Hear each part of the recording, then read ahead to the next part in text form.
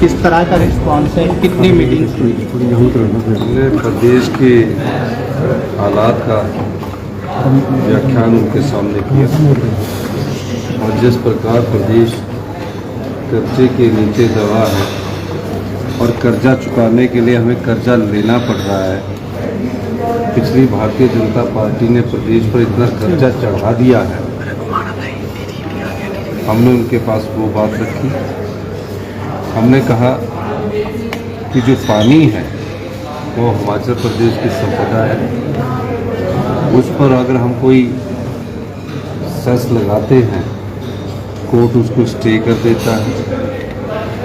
हमारे पास जंगल है, अगर हम नॉर्दर्न इंडिया के लंग्स हैं, अगर हम जंगल काटने की परमिशन देते हैं तो हम अपनी आय को बढ़ा सकते हैं, लेकिन उस संदर्भ में भी हमें उपेक्षा होती है।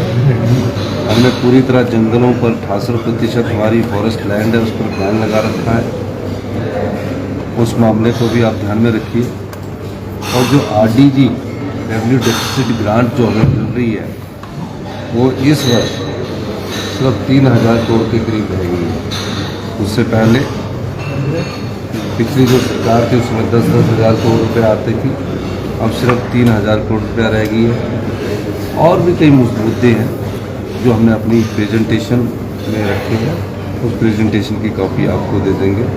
हमने कहा कि हमारा आरडीजी ग्रांट का दायरा बढ़ना चाहिए।